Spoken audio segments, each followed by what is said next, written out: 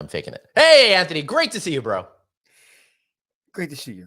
Yeah. And all of you out there in internet land. I'm Anthony. Welcome to No Vacancy Live.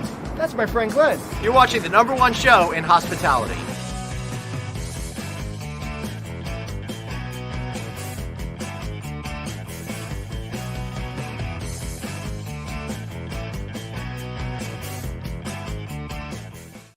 All right. Hey, everybody. Welcome to No Vacancy Live. I, of course, am Glenn Hausman, and we got the incredible Anthony Melchiori right over there. Anthony, so great to see you today. Happy Tuesday. Happy 19 degrees in New York. And everybody in New York, stop saying it's cold out. It's New York in the winter. Everybody shut up.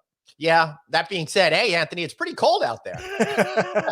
It's so funny because in the sun, I go to this grocery store near my neighborhood. This little grocery store. I walk in, and about May, people are like, "Oh, it's so hot out," right? And then in this winter, everybody's like, "Oh, it's so cold out." Right. It's like, dude, we live in a 4-season environment. It's like that's why we have 4 different wardrobes.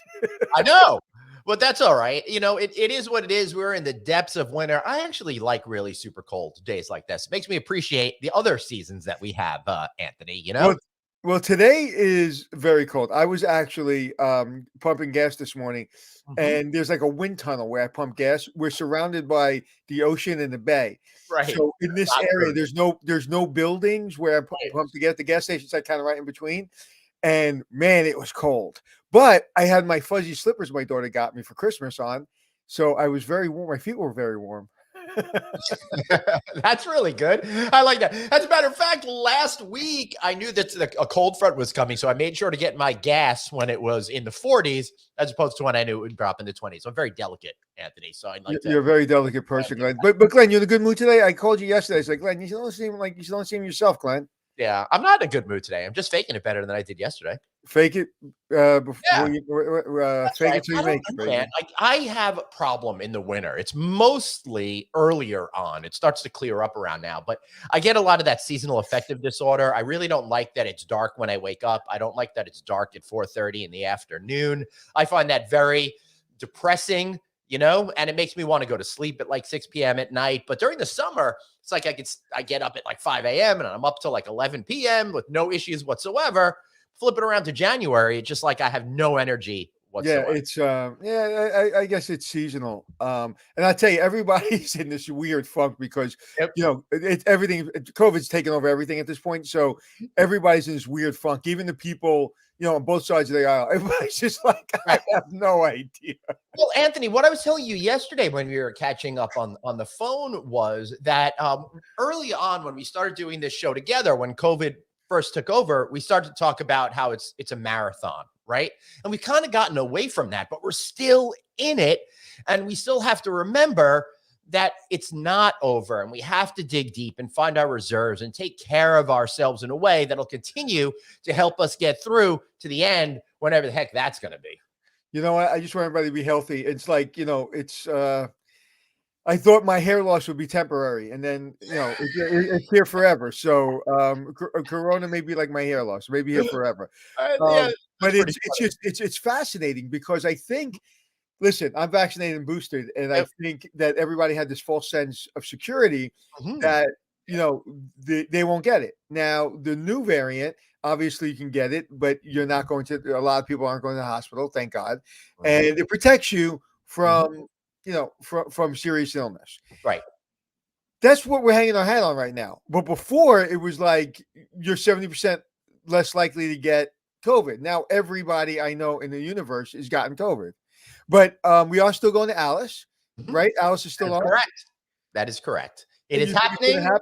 And we'll be broadcasting live from Los Angeles on the 24th, 25th, and 26th of this month. Looking forward to that. You think it's going to happen? I do. I don't think that they're going to cancel it. I think that there will be fewer people that attend it than normal. As of right now, I understand there are about 1,300 people registered, and a good year could be well over 2,000. But to be fair, still a couple of weeks out, and a lot of folks in our business make those decisions last minute to go. Plus, I haven't even registered yet, so there's a company I work with, and they've kind of scaled back with who they're sending. They went from a big event to 2 people. Yeah. Yeah, and like we've been talking about, what happens naturally in the cycles of the hospitality industry as far as conferences go, that at the top of the cycle, everybody is there. But then when things get a little bit shaky, the top individual and the number two individual might leave home the numbers threes, fours, and the number five person that might come out in the really, really good times. And that's why the numbers are low. Great companies represented. I love the Alice conference. And Anthony, one of the good things when we were there in July and the attendance was a little suppressed is it was kind of really like the fast lane to the top decision makers. And I really like being able to connect with those people in a meaningful way. Yeah, but we really need the mid-level managers and lower level managers to be there, because like I saw the episode on 60 Minutes, and basically the biggest quit of all of the areas, whether it be healthcare, whether it be finance or hospitality had the biggest quit, period, like significantly higher than everyone else. So we need to motivate these young managers, and we need to bring them as many events and show them this is a great, a great career. Yeah. We're never going to be the same. It's in the beginning when we started this podcast, we were like, well, it'll come back to normal. We'll never be the same. This industry has changed forever. That's right. And I think the entry-level positions such as housekeeping and front desk, I think there's going to be a lot more respect to them. I think there's going to be a lot more benefits, a lot better pay. And, some people say it's going to go back, to where it was. I don't know about that. There's too many other opportunities. Yeah. Like we said a couple months ago, remember when we first got your job? It was like, this is the only job. Like you almost feel not stuck. You're like, this is the job I want. This is the job I really, really enjoy. But really, are there any other opportunities now? You're seeing it all over the world. I mean, everybody's on the internet and everybody's making their own opportunities, which is amazing. Yeah. All right. So we have three guests lined up today, and in a trifecta of depression, any of them have showed up today. We're hoping to bring attention to the autism awareness issue and how those folks can become fully engaged as employees in your hotels. Plus, it's Human Trafficking Awareness Day, and we're hoping to have Vinay Patel, the chair of AAHOA, come on to talk about some of the successes the industry has had dampening the numbers of people that are going through hotels that are victims of human trafficking. But before we do that, Anthony, we're talking about events. We're talking about events that are taking place, but there are events that are canceling over there. And one event taking place over at the Swan and Dolphin Hotel over at the Walt Disney World complex. It's managed by the Marriott over there. An event was, they're going back and forth over who's canceling. The International Union of Operating Engineers was supposed to hold their conference at the end of January, but because of the surge of COVID-19 numbers, they wanted to cancel the event, and the hotel is refusing to return more than $1 million that was done for a deposit by not canceling by the deadlines in the agreement even though they're saying it's a force majeure event. I know the owners of that building. Good luck to them getting that money back. Right. Well, no. I know it's in court. I know it's in court. They're not going to give it up unless they're told they have to. Yeah, the owners of that property will not, in any way, shape, or form, release that money. How do I feel about it? It all comes down to business, right? Right. You don't take the money, you lay more people off. The business doesn't do as well. You can't do the construction maybe that you had slated. It's a snowball effect. So, but on the other hand, a company just lost $1 million and they had no control over the $1 million. So it's a very difficult situation. I'd imagine there's a lot of those cases going around on a smaller scale, and this will set a standard. But who knows? And who knows going forward? I know people are trying to put the COVID effect into these contracts, but a lot of companies aren't doing it. So it's a very I could see both sides. Right. It is absolutely an issue where you can see both sides. And there's an article in Hotel Management magazine in a recent issue that's really focusing on wording of contracts is king. And it talks about another situation. Don't mean to keep bringing up Marriott in terms of lawsuits, but the Gaylord Palms Resort in Kissimmee, just down the road from the Swan and Dolphin, they were contracted by Ramsey Solutions in July of 2020 to host an event that was booked, I think, in like 2018 or something like that. So it's the same kind of issue. So I think we're going to see a lot more of these things picking up as we go along, Anthony. Right. And I think also there's a mindset in that area. It was like, hey, we're doing business. You're uncomfortable coming. You're uncomfortable wearing a mask. Right. That's on you. Like, we're doing business. We're open for business. You want to come? Here we are. Yeah. And so that was, I think that's the situation. They're like, you can come. Yeah. And they're like, well, we can't come because of COVID. It's like, well, we're open. Yeah. And they're saying, the lawsuit is claiming CDC guidelines, saying this, that, and the other thing. But the fact of the matter is, going back to the Alice conference, that's going to be a great event. And we are going to be there because we understand the risks are, and we are taking those risks. Those people paid for that space. They're going to hold the event, and I'm going to go, and you're going to go, and we're going to support it as much as we possibly can, right? Absolutely. And I want to know, I know what this and that is, but what's the other thing? This, that, and the I other always thing. wondered what the other thing. Yeah, I know what this and that is, but what's the other thing? Nobody gives enough credit to the other thing because that's really what holds it all together, don't you think? This, that, and the other thing. Right. There's so many phrases out there like that you say, and you're like, you have no idea what they mean. Right. Yeah. No, I call that verbal effluvium, right? Just like a whole lot of stuff. It doesn't really mean anything over there. So the good news is it looks like there's a link problem for the good folks from the two different autism organizations. So they should be joining us soon.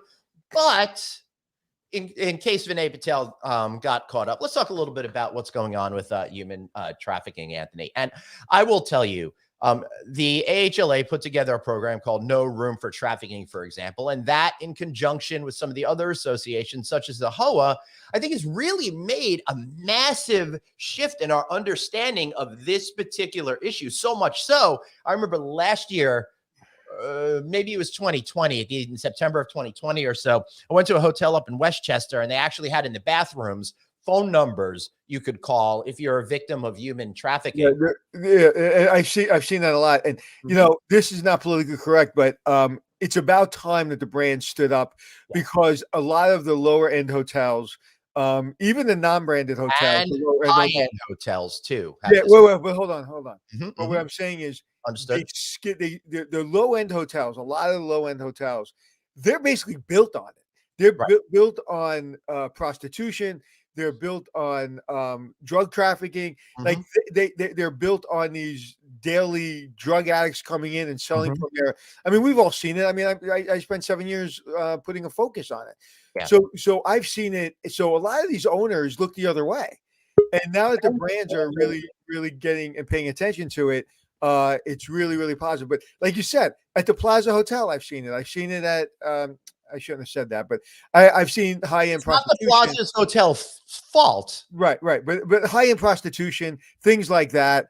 And you see it across the board. And hotels are easy. Hotels are easy because it's a home. It's a house. No one's really asking a lot of questions. You have a credit card. You have a place to run your business, whatever that business is. Right. Yeah, that's absolutely true. So, Anthony, I'm happy to say that one of our guests has arrived. Maybe we should bring him in and talk a little bit about autism. So let's welcome to the show, David Kearon. Is that how you pronounce your name, sir? Close enough. Kearon. Kearon. All right, David, let me start that over. Let's welcome to the show, David Kearon, Director, Adult Services at Autism Speaks. Thank you so much for being here today. We really appreciate it. My pleasure. Thank you guys for having this important discussion. I'm happy to be here. Yeah. So one of the things that we have been focusing on is it's important to help people who have autism feel more comfortable when they're staying at hotels. But it also has us thinking, what about employing those people in hotels as well? Oh, wait, let's put a pin in that. And welcome to the show, Alan Day, co-founder and CEO of Autism Double Checks. We got both of you guys here. So let me just bring this up. Alan, we were just talking to David. We asked the first question about getting folks involved. So David, let's get you to answer that, and we'll get Alan up to speed. Sure. It's so important to think, I think, for that next step, right? Of course, you begin with what you said. How do we make people feel more comfortable patronizing our institutions? How do we make them feel more comfortable as customers?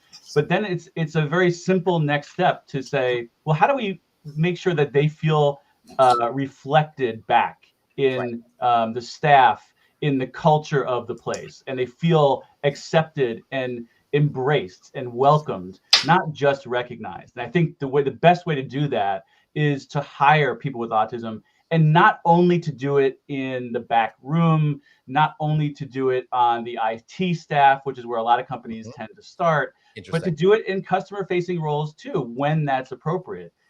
So we see a lot of companies that are beginning to recognize that, you know, more and more of their customer base are either autistic themselves or know someone close to them. They have loved ones in their families, or they have neighbors, they have colleagues, etc., who are people who identify as being autistic. And so the more that we can help reflect back to the community that we recognize them, that they are valued parts of our customer base and our communities, the better we can do, I think, in terms of employment. And just for some quick stats to help kind of set the stage. Hold up. Okay. I want to hold on the stats for a second, because I want to get Alan in on the conversation. I always feel guilty as a host, David, making somebody sit too long. Plus, Alan, I saw you at the lodging conference. You tracked me down. We started talking about this very, very important issue. So thank you for making me aware and co-founding and being the CEO of it, Autism Double Check. So you want to follow up a little bit about what David was saying and why it's so essential to utilize folks that are on the spectrum in your hotel as a staff member? Okay, first of all, Glenn, thanks for having me on. And apologies that it took so long to actually get on. Okay. I think my web browser has got a new variant that nobody's ever heard of yet. And it sends me around in circles, which would appear to be the symptom. This particular conversation started up from the lodging conference, funnily enough. Yep. Did you get the impression there that just about everybody was screaming out, "We can't find staff, we can't find staff, we can't find staff"? Right. Now, when you look at the populations available, we currently have, did I read yesterday, 3.9% unemployment. No wonder they can't find staff. It's not a very big pool. Now, Dave will back me up on this. I believe the unemployment rate for adults with autism is somewhere around about 80%. My goodness, that's like up there with folks that have vision issues as well, for example. That's pretty serious. Yeah, and I mean, obviously, people with vision issues need to work also, but I think that the issues involved in being able to get autistic people to fit into the workplace are probably easier to overcome than making places suitable for visually challenged people. Right. But we have to talk about the stigma, right? Because everybody, if you're not living it every day, and the different levels of autism, like you don't know, like that one word, you put everybody in the same, in the same bucket. That's why I said spectrum, right? So Anthony, please continue. Yeah. So talk about that. Oh wow, you go back a very long way. My son is now 18. We started to see issues when he was 2, when he was 3, but we didn't have a formal diagnosis. And around about 4 years old, somebody said to us, "Hey, you should get him checked out for autism." We were horrified. Right. We thought this was the most terrible thing until we did get the diagnosis and started exploring and realized that this is a perfectly good kid who sees the world a little differently from others. Interesting. And that really was, it did take a while for us to overcome that. Now, similarly, when I've been talking to hoteliers about training, it's only one person has had the cojones to ask the question. Right. Will this impact my other guests? Now, I've got to figure I must have spoken to a lot of people where that question crossed their mind, but they didn't have the nous to ask it. Right. And no, it will please your other guests if they know that you're trying to include more people. And similarly on the staffing side, you've no idea how the existing staff will react to trying to empower these people. Wow, we're working with an organization that is doing something worthwhile. And that's what people are seeking nowadays. They've been burned out. They don't want to turn up and just sort of plod along for a few hours and collect a paycheck. They want to be working for an organization that has got some meaning. And that helps, not in a hotel sense, but it's, I'll give you a proviso from an illustration from a Canadian airline. Their head of flight attendants was very surprised when they did a round of recruitment at the number of people when they asked the normal question, what brings you to us today? He said, oh, we read about your autism inclusion initiative. Oh. We thought that was really cool and the sort of company I'd like to work for. Well, that's really fascinating there, Alan. So I think, Dave, let's take this back to those numbers that you were talking about right there. Sure. Yeah. So the best estimates we have for prevalence of autism, how many adults with autism are living in the United States, at least. Right now, that sits at about 1 in 54. 1 in every 54 adults is autistic. And the vast majority of them, as Alan mentioned, are unemployed. We see globally these estimates, this is not unique to New York where I live or to the United States. This is globally. Unemployment and underemployment estimates range as high as actually 90% even. And the kids who are young adults who are just out of high school, when we think we can expect the most support, the best chance of kind of, a ramp up or a transition into employment, only about 50% of those people ever have any employment whatsoever. So we see a lot of social isolation, people back home on mom and dad's couch, no continuing education, often no even recreation, let alone employment. So these are people who are more disconnected than other groups. As you mentioned earlier in the podcast, people with low vision, for instance, do tend to do better. Even people with intellectual disability tend to fare better than those with autism. And one of the reasons for that, and just to get to Anthony's earlier question about the spectrum, we do have this incredibly vast and diverse spectrum of behaviors. And so, some people have in their minds an image of someone with autism, and that for some people might be the socially quirky but brilliant scientist that works for NASA, who is exceptional at his job, but can't ever get a date and never goes to social happy hour with his colleagues. And that guy has autism. And then there's someone also maybe more like Alan's son, who does have more significant challenges. There are lots of people with autism who need help 24 hours a day to live safely and will never speak to communicate. Both of these people have the same diagnosis. So we need to make sure we keep in mind. That's rough, Dave. Yeah, I know exactly where you're going with that. And I will say that my wife's brother is on the spectrum, what used to be called Asperger's, but I know that that's no longer a diagnosis anymore. So he works in a grocery store and has found a lot of success doing that. And it makes him feel like a valuable member of society, for example. But he's being lumped in the same category as folks like Alan's son, who I don't know your son and what his situation is, Alan, whether or not he even can function in a work environment. But if we're clumping all those people together, it probably creates a lot more confusion that doesn't allow us to move forward and get these people employed. Does that sound like some of the root cause here? And Glenn, yes, it sounds like your nephew. Did I follow the relationship right? My wife's brother. Oh, okay. Your brother-in-law. As Dave said, there is a huge range in abilities. My son is right middle of that range. There are plenty of tasks that he can do. He's just turned 18, so he did an internship during the summer at Walgreens of all places. And one of the jobs that was assigned to him was facing product, which is just to take the product on the shelf and make sure it's all facing in the same direction. Wow, did he excel at that? This is one of the things that is very common with autism. It's the ability to pay great attention to detail and the ability to do it repetitively.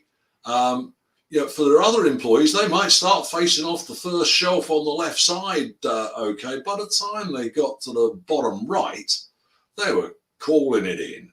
But not my guy. He was doing the last shelf just as good as the first one. So he has those abilities. His issue is social communication. A customer asked him a question that he didn't know the answer to, and he was a little hesitant with asking it. Yeah. And then the customer was extremely rude to him. That was it. He didn't want to work the rest of that day because of that difficult social interaction. So he has places that he can work. It probably shouldn't be in customer service, dealing with people that want to yell at you. He's not going to deal well with that. But there are plenty of jobs that he can do, and that's the thing. That 80% unemployment, there's a range of possibilities there. Not every one of that 80% is going to be right for every job in a hotel setting.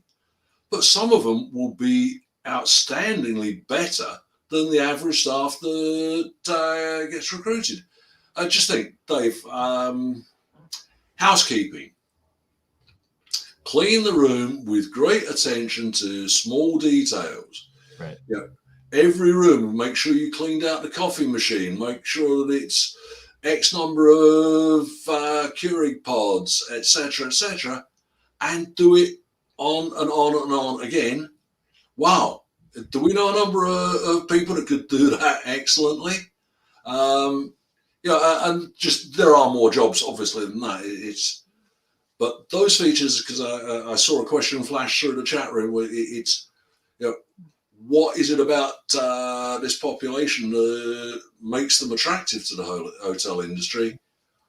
Ability to undertake repetitive tasks.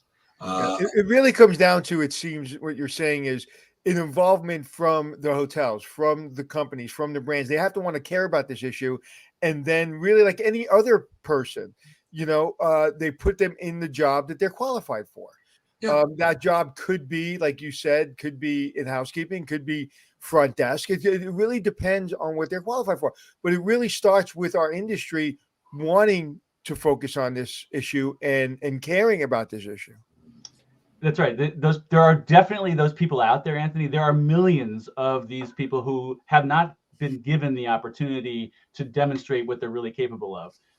There are so many people, like Glenn's brother-in-law, and I don't know Glenn's brother-in-law, but when we mentioned the underemployment rate, Right. Man, there's a lot of people who are, intellectually quite capable. They may have achieved bachelor's degrees or advanced degrees, but because what Alan's saying is, like, the common thread that gives you an autism diagnosis is challenges with social communication and social interaction. That's the hallmark of this disability. Right. That's why it's a disability. That's why we see high numbers of unemployment and underemployment. If we think about the way we all, including Autism Speaks and kind of every agency I've ever worked for, we still assess talent through a traditional interview. Right. So we're going to set up someone with a disability in terms of their social interaction and communication skills. So they're going to fail going in, walking in. Yeah, like we're setting them up to fail if we're gonna assess their abilities in a kind of false conversation where they need to make eye contact, but not creepy eye contact. They have to make a good handshake, but don't hold on too long. Mm-hmm. Talk yourself up, but don't brag about yourself. These are all subtle social skills that people with autism inherently, because of their disability, are going to struggle with. Right. And that's one area, Anthony, where you said we just need the industry to become more interested in how can we better support these folks coming in. One way is to rethink, how are we assessing talent? Do we really care how well a housekeeper can engage in a 90-minute conversation across the desk from someone in an interview when they're never going to have to do that in their actual job in day-to-day tasks? Right. And interviews are difficult for everyone. I mean, everyone struggles with going into an interview, and you're selling yourself too much. You're not selling yourself enough. You're talking too. So it's a difficult task for anyone to put someone with going in with those inabilities at social interaction is very difficult. But like you said, it comes down to, we have to want to make this work. We have to want to integrate everyone into society. And I have not seen, in my 35-year career, I have really not seen an outreach from our community. Right. I think that's right. I think where we have seen, if there's one industry that's kind of leading the way that we could all look to, it is technology. So no surprise, right? Silicon Valley, companies like Microsoft and Google were the first out of the gate. SAP also, JP Morgan Chase, some financial technology firms were first out of the gate, and they are the ones who have very explicit autism recruitment efforts. They want people who think differently. They want people who are going to push the envelope, people who are going to come up with new solutions to old problems. And that's all great. I get worried, and we get worried at Autism Speaks, and I've talked to Alan about this, and I think he shares my concern. Look, not everyone with autism wants to code software all day. You know, Right. They're interested in lots of things, and they have skills and abilities that can translate into all industries. So we need hospitality, travel, we need manufacturing, everyone else to say, okay, what can we learn from how well this has worked in technology and in financial technology? How can we apply those principles here? All right, then the natural, Anthony, sorry, go for it. I was just going to say, when you're talking to businesses, what is their first misconception typically? Alan, do you want to take that? As far as the hotel industry is concerned, their first misconception is that it's not important enough for them to do it. We're busy concerned with the absolute here and now. My occupancy is still down 20% below where I want it for tomorrow. Now, I'm laughing because you summed up hotel business. Yeah, but to take Anthony's point about sort of, does our industry care? Will it care? Being desperate for staff when unemployment in the general population is down at the 4% mark and you can't find people no matter what, suddenly, to my mind, that should make this cluster of potential employees much more attractive to at least examine. You're not going to fill your entire staff roster with people with autism, but if you can alleviate some of your shortages with some great people, it's there. You need it right here and now. This is the time to do something about it. All right, so Alan, go ahead, Alan, you've convinced me. Dave, you've convinced me. This is great, but I'm a hotel owner. I don't know what to do. And I certainly don't understand the differences between somebody who's mostly fully functional and somebody that would have trouble with stimulation even leaving their house. So how do I understand how to even find the right people that would work well in a hospitality environment and make them feel welcome to come in to have a conversation about a job? Dave? Yeah, I'd love to tee this up and then toss to Alan, because I think what you need to do is find a partner, a reliable partner who can help you train before you bring anyone in, train your existing staff, train your existing management in how they can best onboard those folks once they're identified and then support them long term. I want to make sure we're all thinking about this too, that this isn't just about an entry-level job. Let's think about career building. These are people who won't jump ship at the first sign of trouble. They're not going to jump ship to your competitor for like a quarter or more an hour. When they feel supported, we mentioned these really high unemployment, underemployment numbers. They are consistent and loyal performers too, once they're given the chance. So I would say what you need to do is find a reliable partner. That means not only on training your staff and your side, but training those candidates who will be coming through as well. And that's where I can't recommend highly enough the work that Alan and his team have done at Autism Double Checked. We have something at Autism Speaks called our Workplace Inclusion Now program, but it is not yet anyway tailored to the travel and hospitality industry. So Alan has a little bit more history in this. I'd love to ask him for his thoughts on that. And Alan? Of course, our training is very specific, very much. My co-founder and I are both travel industry veterans, been around almost longer than Anthony. And it's everything we have done is to tailor trying to get the travel industry ready for welcoming guests with autism. So David's right. I don't think that, or he's partly right. I don't think it has to be. It's take our training first, then look to employ people with autism. There's no reason why it cannot be the other way around. Start by employing a person with autism for housekeeping. What's the very, very old proverb? Every journey starts with the first step. Yeah. Take a first step. You will be amazed at how much more that opens up for you, ready to take the second step. So, when you talk about your son, and you said he was working in Walgreens and he had that interaction with the with the guest, and then the rest of the day he had difficulty really focusing again. Do you think that that's one of the things that employers are like concerned about, and like, okay, so now what do we do? Instead of working with your son and helping him through that, they're more like, see, this is why, this is difficult for our company. How did they handle it, and what do you think about what I just said? It's oddly enough, and I don't much like relying on using my son as an illustration, just because it's you can get very deep into what his issues are and forget about the width of issues that are impacting other people. But in this particular case, Anthony, what happened was the manager was astute enough to realize that he was struggling with something. And it took a pretty lengthy conversation, because you had to draw it out of him before they figured what the issue was. Came back to us with some words from the manager as to, teach him that some people just will be rude. And the best thing you can do is just go back to doing what you were doing and take it. Some people are rude. And he kind of took that on board.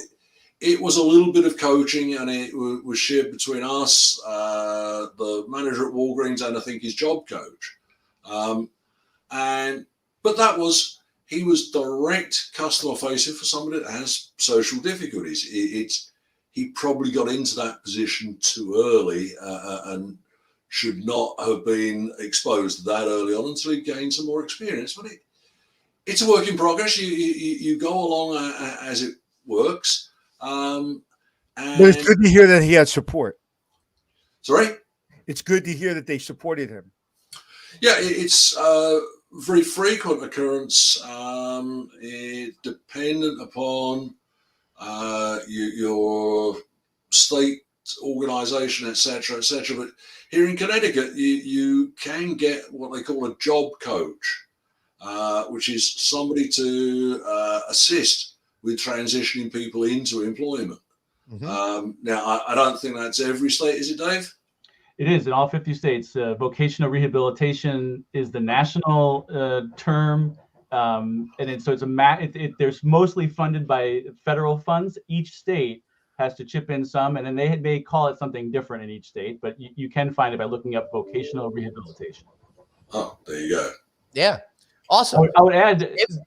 Oh, sorry, Glenn. I would just add the state, in addition to providing those support services, there are, and this might sound gross to some of us, but look, this is a business decision you have to make. Right. There are then state tax incentives and other incentives to say, hey, look, this is important to the state, because if you think about it, we're not just getting people jobs, we're also getting people off of some of the roles, Social Security and Medicaid and other things. This is a win-win-win. So the state has a real stake here in helping you get this done. It won't cost you as the business extra to get that support of a job coach, for instance. Right. And let me add another win. The individual feels like a valuable member of society. Most important. And that's what this is really all about, right, Dave?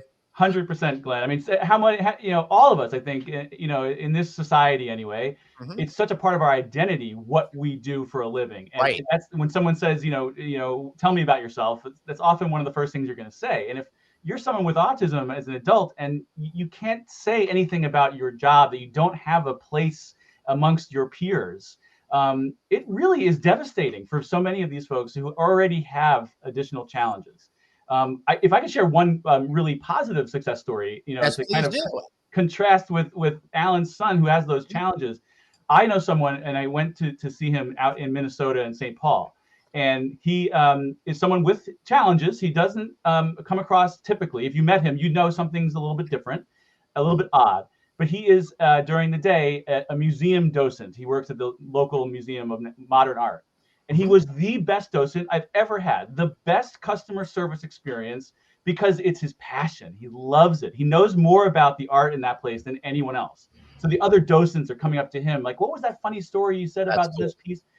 After the tour was over, I tried to engage in some banter about how the Twins were doing versus the Yankees.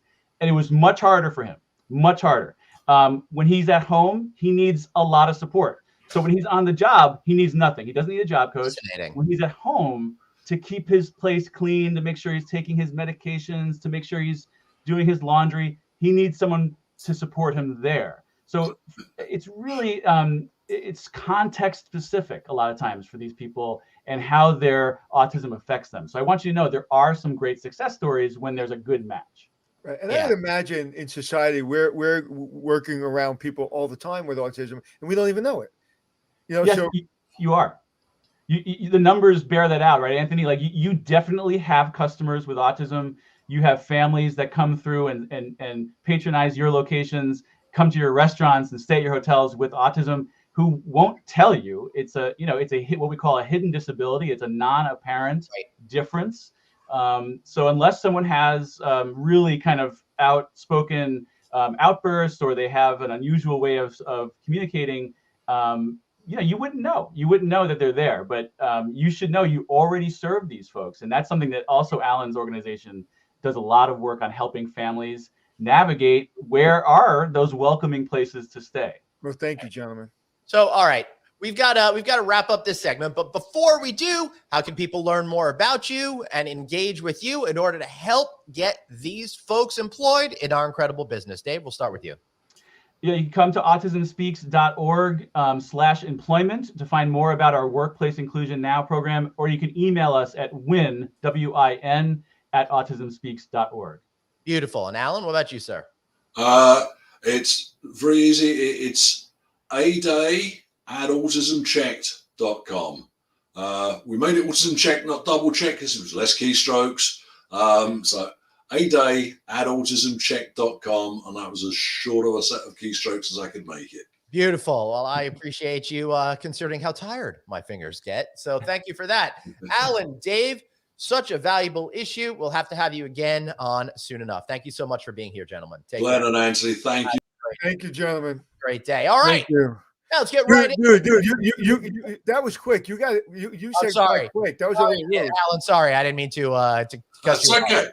All right. Cut me off and get on to your next guest. Yes, thank you, sir. Vinay Patel, chairman of AAHOA.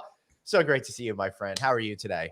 Pretty good. How about yourself? Good. I know we're here to talk about human trafficking and stuff because it's Awareness Month, particularly today. But what do you think about that conversation and getting folks that have this particular type of disability engaged as employees in our incredible industry?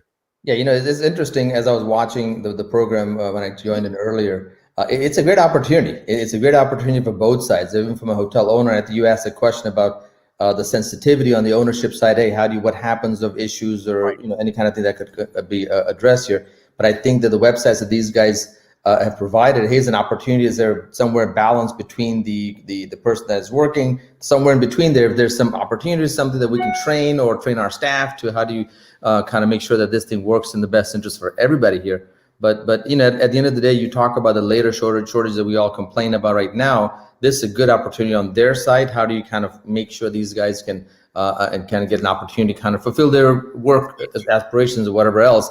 And more importantly, from my owner's side, hey, look, we're able to fill roles that we were actually desperately looking for people to fill there. So it's a great opportunity on both sides here. So it's very interesting, and you don't think about it, right? I mean, I'm glad you kind of focused, but you don't really think about it. I didn't even think about it until it was on the thing, and like, wait a second, that's an interesting opportunity here. So it's a good thing for all of us here. Yeah, well, hopefully, Alan and Dave could get everybody more engaged in this so we could help. But one of the issues that the industry has really been shining a light on for, I want to say 4 or 5 years now, is the scourge of human trafficking. And I'm feeling that now that everybody's woken up to this, it's making a big difference. Where are we at today? How far have we come? It's definitely getting better. I still remember 4 or 5 years ago, this was not even on the topic or on a radar screen at all. And then all of a sudden, over the last couple of years, it's come on. Look, are we successful as in 100%? Probably not. We're still got a long ways to go because obviously it still occurs out there. But I think we've come a long way, and the industry as a whole, it's a good win-win for everybody here. I mean, as I said, to kind of shine light on something that's been going on, especially on the ownership side. You look at the fact that this thing has been going on in these hotels here. And so it's an opportunity for us from an ownership side, operations side, saying, how can you curtail some of this stuff? And education is a big thing. I mean, obviously AAHOA has been involved in educating AHLA and all of our brand partners and whatever else is out there, and making sure that our front desk and people that are working at the hotels are keeping an eye out for this sort of stuff. So it's come a long way, and it's definitely getting better. Hey, look, are we there as in completely finished with the thing and have we solved it? Probably not, but we're making progress here. I think before the last 4 or 5 years, it was hidden, and people that owned hotels didn't pay attention to it because they were making money, and whether they care or didn't care, it wasn't really their job to care. They're paying their bills, and and they look the other way. Now that it's in the forefront, we're saying we're not going to accept this from owners or really anyone. You can't look the other way. But if we could really put kind of a definition about what is human trafficking in what we're talking about, what does that mean in hotels when you talk about human trafficking? How does that present itself? What does that look like? It's in very different ways, right? I mean, there's a lot of different things. You're talking about underage trafficking that you see out there, a lot of different things that are going on from an outsider legal perspective as well. So, at the end of the day, it's just a matter of looking out for the right things here, looking out for things that are not normal, looking out for things that are not supposed to be where it's supposed to be. But again, the definition go all across the board in terms of what you could say. It could be underage to even certain things you shouldn't be doing. I mean, as I said, there's a lot of things that we shouldn't be doing, and we should keep an eye out for this sort of submissive or pressure or pressurization of whatever else is out there and stuff. So it's an important topic, and as you say, it's important to the fact that we've kind of put a light to it to make sure that we can avoid some of this stuff. And I'm going to put up right now, if you want to learn more about this, go to AAHOA.com/human trafficking resources, which is absolutely essential. Apparently, you have statistics on here that there's between 25 million to 40 million victims of trafficking worldwide, with 50,000 being brought into the United States each year. Do me a favor, could you dispel the theory that it's only at certain types of hotels that this could happen? The thing is, that's one of the misconceptions, right? At the end of the day, people may think, hey, look, it only happens at the economy or the low end or the independent hotels that happens. It happens across the board. I mean, it really genuinely happens across the board. I still remember advocating probably 4 or 5 years ago, and I was talking to my congressional leader, and we had an issue in that district there. And he said, hey, do you own this hotel here? I go, yeah. And do you own this hotel? Luckily, that wasn't one of my hotels, but it was in the same district that I'm at, and I knew of the hotel and stuff. So it happens across the board. So it doesn't just happen at the Vinay's Motel. It happens at the Ritz-Carlton. It happens at the Marriott. It happens at any of the bigger brands out there. And so I think that at the end of the day, it's all across the board as in terms of how diligent we should be in terms of looking out for what's going on there. And the housekeeping staff and the line staff are really your first defense against this, because they're in the rooms. They really see the differences. And we're trained for service, right? So if there's an awkward situation, we're trained to make sure that the guest feels comfortable and not to read into this awkward situation. The guest is happy. If you say, is everything okay here? Everything's fine. Okay, thank you very much. And you walk away. So that's very difficult in our industry, not only with human trafficking, but in general. When you see something, say something. There's a service standard, but there's also a human standard. Yeah, I mean, as I said, I think over the years, even housekeeping and front desk, as you said, they go in there and look at the stuff. I still remember years ago, we all kind of knew it occurred. We all knew that was there, but it was one of those things that really was not on the forefront, and it was just there. And I'm not saying that we all said, hey, let's just move on with it and allow it to happen, but it was just not as highlighted. And the fact that it is highlighted today, and there's been a lot of cases that I've known owners in the AAHOA community where they've reported it. And so they were able to catch something that really didn't look right. And so really a lot of good stuff in terms of what has come out of this awareness program over the last couple of years. So make us a little bit more well aware. what are some of the signs, the basic things people at the hotel level could be looking for to spot one of these situations? I mean, like, as I said, it's always one of those odd things when you see a young girl and somebody older, or there's a lot of people going in and out of this particular room. It's, I mean, I hate to say this here, we're all smart, intelligent people. And when there's something suspicious, it's there. I mean, it's just that you really don't even need to have so many checked. I mean, there's a lot of telltale signs, of course, but at the end of the day, you kind of look at it and say, hey, look, here's something that just doesn't look right. If it doesn't look right, obviously you call the proper authorities and make sure that, hey, look, this looks something suspicious here, and let them deal with it rather than do yourself. Right, but it's really important. It's really important for the staff to have the owner's support. You know as well as I do, there's owners that will be like, hey, it's none of our business. Did they pay their bill? I had a general manager early on in my career. There was a suicide in the hotel, and I swear to God, the first thing he asked me when I called him was like, is the bill paid? Do we have a credit card? Oh God. I swear to God, true story. Yeah. And that's that. You bring up a good point, Anthony, the fact that, hey, look, the ownership has to really take a lead on this here. And I think there's pressure on the ownership side as well. Look, there's a lot of bad PR that's been out there. I mean, just any kind of negative PR. Again, you shouldn't do this because of negative PR. Don't get me wrong. That's not why you should be doing this. But at least it puts pressure on a lot of different people saying, hey, look, this is something that's an important issue here. But I think we've come a long way. I mean, I think we've come a long way in the sense saying, hey, look, this is something that's really an important issue. And we're making some strides in there in terms of moving in the right direction. Vinay, we went from nobody talking about it at all to it being plainly obvious we have to do something every single day. I can't escape going to a lot of hotels. Certainly, the airports have really done a tremendous job at bringing awareness to this, and every single industry event, in particular, AAHOA's annual conference, which will be coming to Baltimore April 15th, 12th, 13th, around that area. I know that you'll be focused on that as well during your conference. So before we wrap up today, how can people learn more? How can they do their part to help tamp this out? Obviously there's a lot of resources. If you have a branded hotel, all the respective brands have their training programs. AAHOA has their own training programs. A lot of state associations have their own programs. Again, it's very simple. It's just a matter of doing the right thing.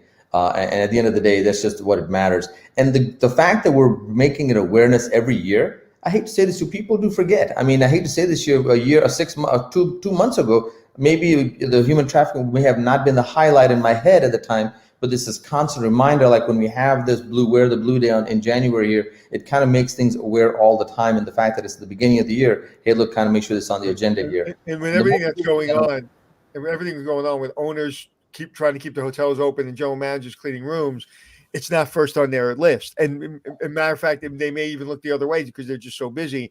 But this awareness really helps saying it's unacceptable.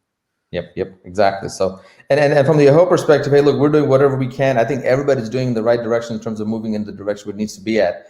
And hopefully, eventually but it'll never come to a complete closure. It's going to naturally happen. But I think the more we curtail it, the better it is. All right. I am placing into the chat box, everybody, a podcast that I did from November 28th, 2017, where I spoke to a victim of human trafficking, a woman named Rani Hong, who was sold into slavery in India and brought over to the United States and escaped it. So I highly encourage everyone to listen to this story, because not only does it share her experiences, but underscores how this could happen to anyone in any hotel that there is.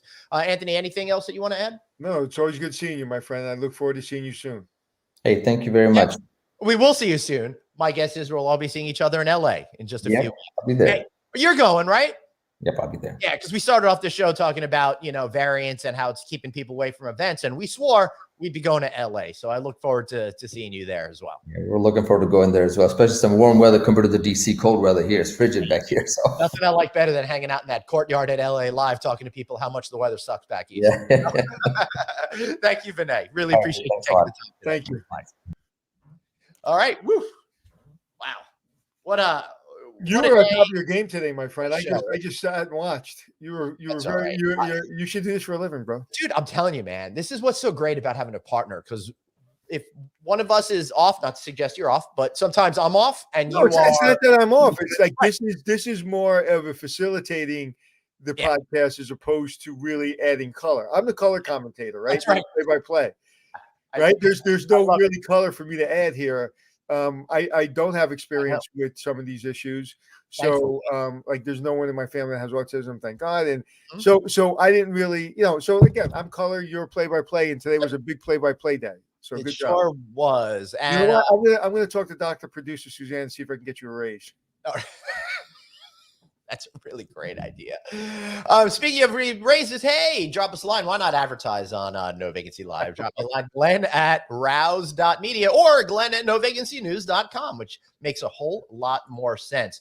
All right, Anthony, I'm going to wrap this thing up today because we got a lot going on. So remember, everybody, if you want to listen to our audio version, listen to us on Apple Podcasts, iHeartRadio, Stitcher, all of the places that you like to get your shows. We are there. And for some reason, if we're not there, well, let us know. Of course, he's at Anthony Hotels, and I'm at Traveling Glenn. Thanks for being here. It's great seeing you guys. And you too, Anthony. Good seeing you, honey. Hey. All right. All right, everybody. Remember, you've got one life, so blaze on, and Be kind to yourself. we'll see y'all right back here tomorrow.